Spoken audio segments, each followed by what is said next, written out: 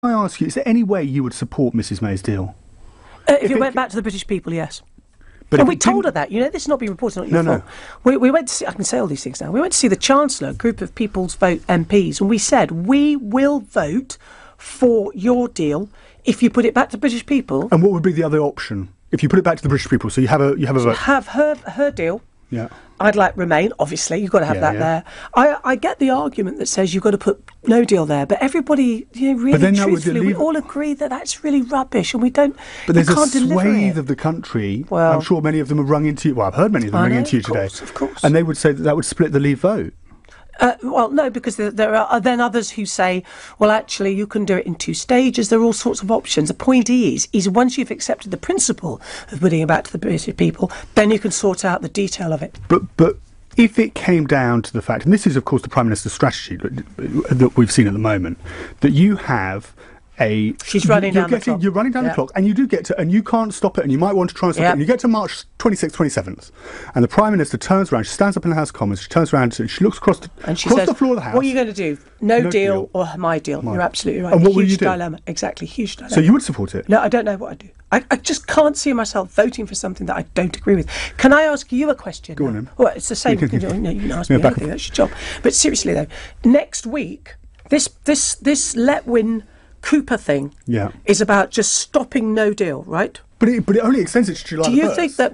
No, I know. It just puts it down. I agree with you. But it doesn't stop no deal.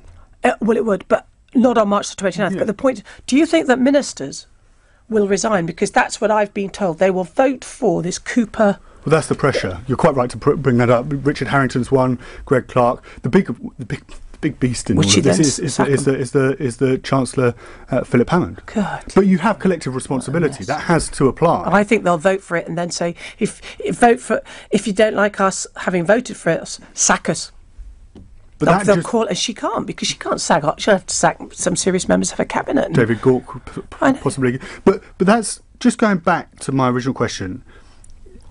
Could Theresa May go towards, not just you, I mean, there's a caucus now of 11 MPs, and say to you, no deal, we're going to leave on March 29th with no deal. We haven't managed to extend it, or we could have this conversation on June the 30th. We'll get a majority in Parliament to stop it.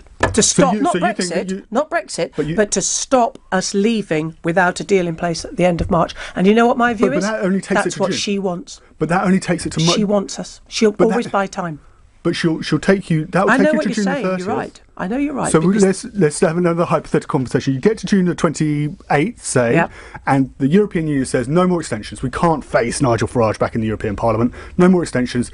If you don't agree this deal, then you leave without a deal on July the 1st. I think she will have, by that time, she would have realised the only way out of it is people's vote. And I think, really believe that. Yeah, I think, but she may not. The Prime Minister may not want it, but there'll be enough Conservatives. Split her party. I think she's prepared to do that.